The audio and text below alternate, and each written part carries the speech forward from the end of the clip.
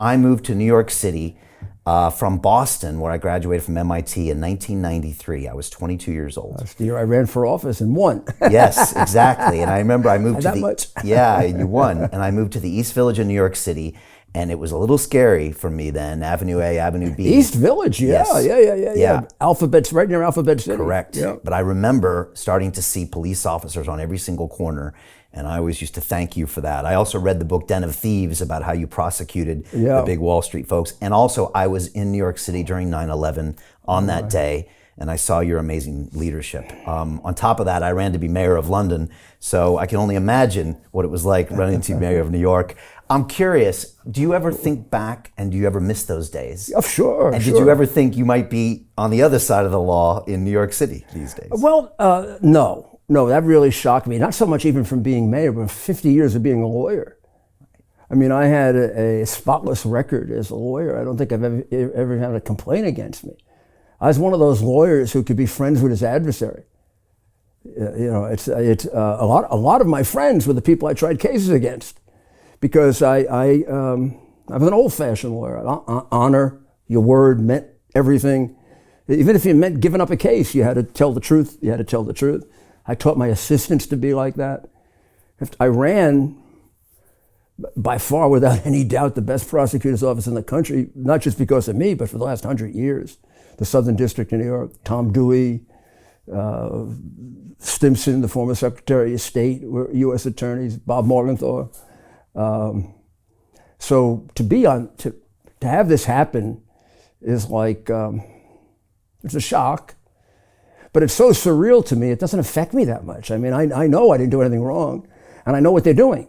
I mean, I know what they're doing better than anyone, because I understand when people frame people, how it happens, and I have utter disrespect for them. I mean, it's like, I guess, a doctor who's a good doctor and sees doctors who are killing people. I say to myself, how can they do this? How can they make these things up? I mean, I'm not just talking about the cases against Trump and me, hundreds of people that they're prosecuting. I mean, a lot of the January 6th people did nothing. Some did. I mean, it's a very, very hard thing to explain, and I know that he gets in trouble sometimes trying to explain it, but he understands that some of those people committed crimes, but not all of them, not even most of them. There were more crimes committed by the FBI than there were by the people. And I knew that the night that it happened, because I got a video, at about 5:30 at night from a young woman who infiltrated Antifa. And I had the inside video that was done of what happened, including her identifying the Antifa people. Dr. Maria Ryan and I put it all together, and we turned it over to the U.S. attorney because we were still naive enough to think he would have an open mind about it. They never used it. They even destroyed my testimony about January 6th because I couldn't offer them anything that was incriminating.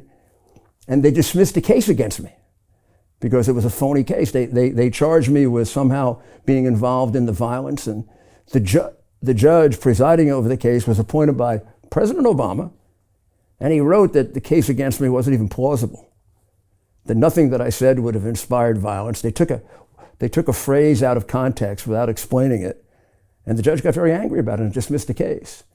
But nobody pays attention to that. It's a very frustrating period of time where one side dominates, if you want to quantify it, 80% of what's presented to the American people. The other side, about 20.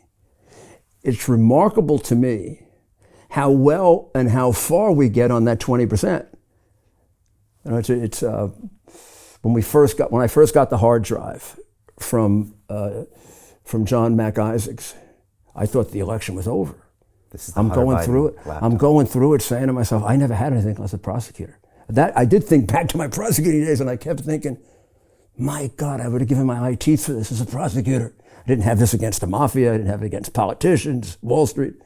We got them on tape about 20 times. The idea that there's no evidence that Joe Biden got money, it's overwhelming evidence. His son explains that he gave him money. His son says, for 30 years, I've given half my salary to my father. on tape. It's like you could win that case being a disc jockey. Let me play this, let me play that. The whole thing about he didn't know about his son's foreign business, he's on tape talking about it. Joe Biden. So when I got it, I said, oh my goodness. And then we ran into a stone wall. The Wall Street Journal wouldn't take it. I knew the New York Times would probably alter it. I wouldn't give it to the New York Times. Then I finally the Post the Post took a week. And if it weren't for 3 or 4 people there who are real heroes, I don't think the management wanted to go with it. But even they didn't anticipate what would happen. Nobody did in America. America's oldest newspaper publishes a completely backed up document and it gets censored. The FBI had validated that document 9 months before, in December of 2019. This was October of 2020. The FBI had validated it, by about 8 different sources. But the FBI kept that secret. Wouldn't tell anybody. That's why I don't understand how these people like Ray and Barr, how they're not in jail. I mean, they let the president get impeached. They let the election get decided.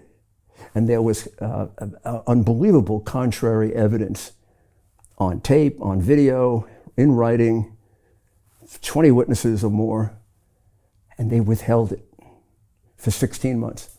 They even allowed Biden to say in his last debate with Trump that Donald Trump and I were Russian agents, that it didn't come from John MacIsaac, that it was Russian misinformation, and they knew it wasn't true. They weren't like in doubt or questioning it. In December, they had determined exactly where it came from and that it was valid, it was his, and it was truthful. And they just let him swing in the wind. And they allowed Biden to get elected president. And to me, at least, the consequences of that are all those people dead in Ukraine. Right. All those people dead in Afghanistan, our 13 soldiers who are dead. How about the 300,000 or 400,000 dead of fentanyl? I mean, Trump had that down to 20% of that.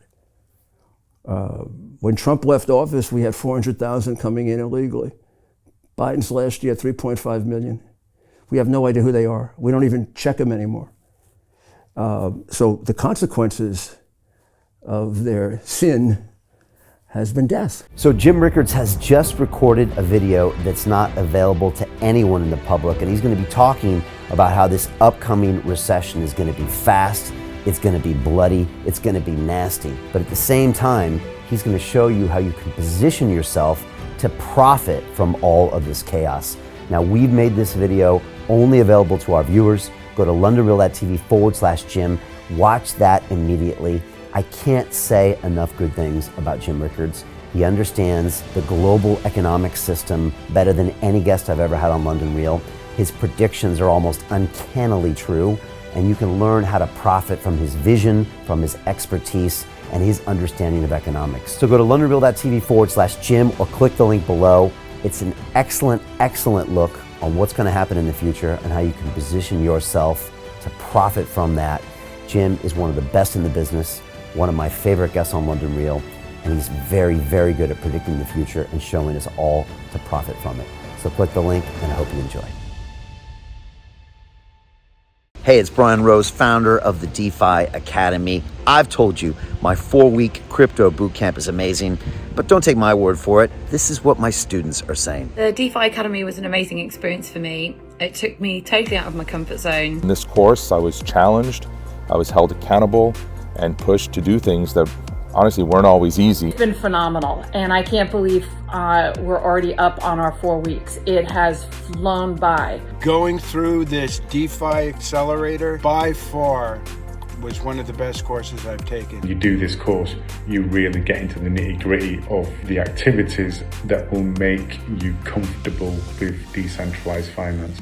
Thank you so much to Brian and everyone at London Real and the DeFi Academy for even putting together an amazing course like this. Anybody else that wants to do it, please sign up. It is well worth the money.